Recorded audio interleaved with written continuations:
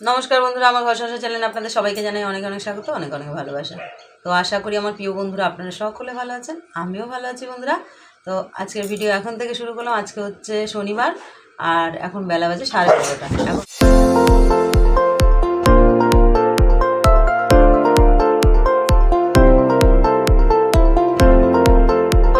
আজকে যে ভিডিওটা আপনাদেরকে বলবো আর কি, যে ঘটনাটা, সেটা হচ্ছে একটি ভৌতিক ঘটনা বন্ধুরা।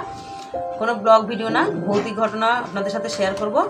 আর সেই ঘটনাটা আমার নিজের মামা শ্বশুরের সাথে ঘটেছিল, সেটাই আপনাদেরকে বলবো আজকে কি ঘটনা ঘটেছিল ওনার সাথে। তো বন্ধুরা, আমার মামা শ্বশুর বাড়ি হচ্ছে নবদ্বীপে। আর আমার মামা শ্বশুর হচ্ছে ওই যে আবির টাবির এই ধরনের রং, বিভিন্ন রকমের রং আর কি, মানে বাড়িঘর রং করা রং, তারপরে আলমারি ফালমারি রং হয়, স্টিল আলমারি, এই ধরনের রঙগুলো সব ডিস্ট্রিবিউটর করে, মানে ডিস্ট্রিবিউটরের কাছ থেকে নিয়ে ইসে করে, মানে দোকানে দোকানে সেল করে আর কি, অন্য অন্য কোম্পানিতে দেয়। এসব বহরমপুর, মানে নবদ্বীপে ওনাদের বাড়ি, উনি বহরমপুর, তারপরে হচ্ছে গিয়ে বেথুয়াডহরি, বিভিন্ন জায়গায় যায় আর কি এগুলো দিতে।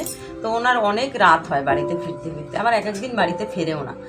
তো তখন আমার মামা শ্বশুরের বিয়ে হয়নি, তখনকার ঘটনাটা বলছি আপনাদের সাথে। তো একদিন এরকম রাত্রেবেলায় উনি ফিরছিলেন, তখন প্রায় রাত ধরুন ওই 1-1:30 বেজে গেছে। তখন মামা একা একা ফিরছে বাড়িতে। তো আজকের থেকে ধরুন 25-26 বছর আগেকার কথা বলছি। আমার বিয়ে হয়েছে তো প্রায় 26 বছর হতে চললো। তো সেখানে 20 বছর বললে কম হবে, 25-26 বছর আগের ঘটনা বলছি আপনাদের সাথে। তো তখন মামা যখন বাড়িতে ফিরছে, তখন প্রতিদিনই মামা বাড়িতে ফেরত। মামা একটু সাহসী ছিল, অত রাতে যখন মানুষ বাড়িতে ফেরে একা একা, তার মানে সে ভালোই সাহসী। তো মামাও কিন্তু যথারীতি নিজের সাহস নিয়ে, একদম মনে সাহস নিয়ে গান করতো, একটু আস্তে আস্তে ঠাকুরের নাম করতে করতে বাড়িতে ফিরতো। এরকম যখন আস্তে আস্তে মামা বাড়ি হচ্ছে নবদ্বীপের পরমতলায়। এখন কিন্তু সেই জায়গাটা অনেক জাঁকজমক বন্ধুরা, তখন কিন্তু জাঁকজমক ছিল না। তখন মামাবাড়ি আগে একটা পুকুর পড়ে, সেই পুকুরটা হচ্ছে পচা পুকুর বলে সবাই। কিন্তু ওই পুকুরে, পচা পুকুরে পাড়ে দেখছে মামা যে একটা মেয়ের কান্না শুনতে পাচ্ছে মামা। তো মামা না দাঁড়িয়ে পড়েছে, বলছি না মামা শ্বশুর একটু সাহসী, তো মামা দাঁড়িয়ে পড়েছে।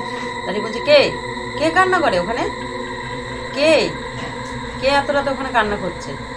তো যখন মামা দাঁড়িয়ে পড়ছে, তখন কিন্তু কান্নার আওয়াজটা আর শুনছে না। আবার ওরকম যখন মামা আমার হাঁটতে শুরু করছে, তখনই কিন্তু কান্নার আওয়াজটা আবার শুনতে পাচ্ছে।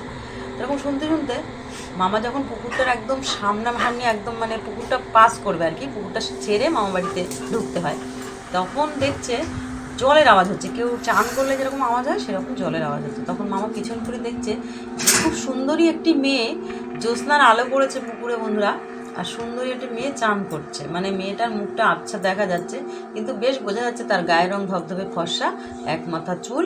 তো মামা বলছে, এত রাতে কে চান করছে ওখানে, কে? তখন একটা বিকট হাসি দিয়েছে, দেওয়ার পরে আর মামা কিছু জানে না। মানে ওই হাসিটা দিয়েই মামার শরীরে সেই পেতনিটা কিন্তু ভর করেছে, মানে ঢুকে গেছে মামার শরীরের মধ্যে।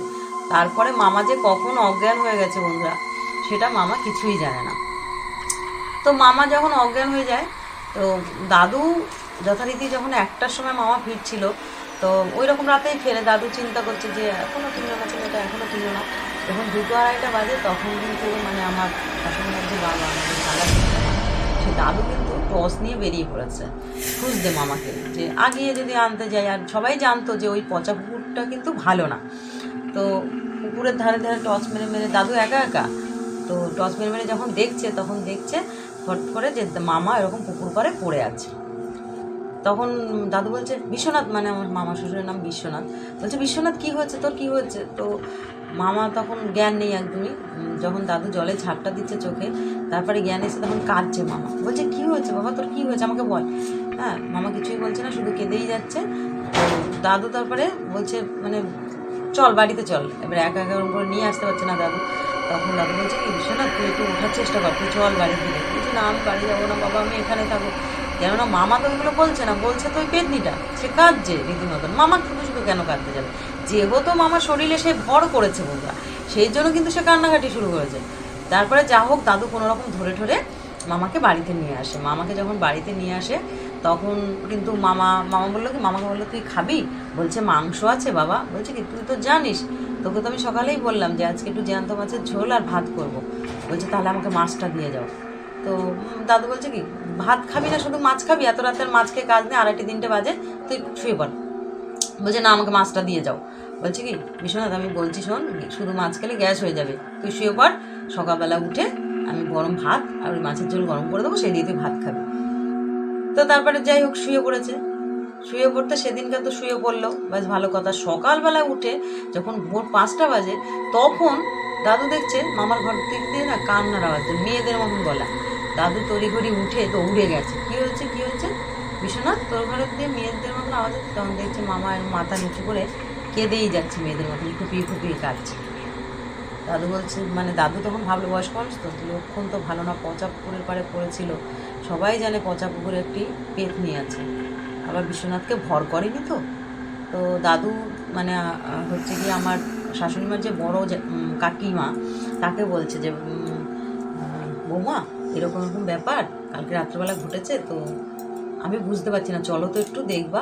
তখন বড় দিদা যখন দৌড়িয়ে আসে, মায়ের কাকিমা মানে আমাদের দিদা হবে, দৌড়িয়ে আসে, এসে বলছে দাদা আপনি কেন কালকে রাত্রে আমাদের বলেননি?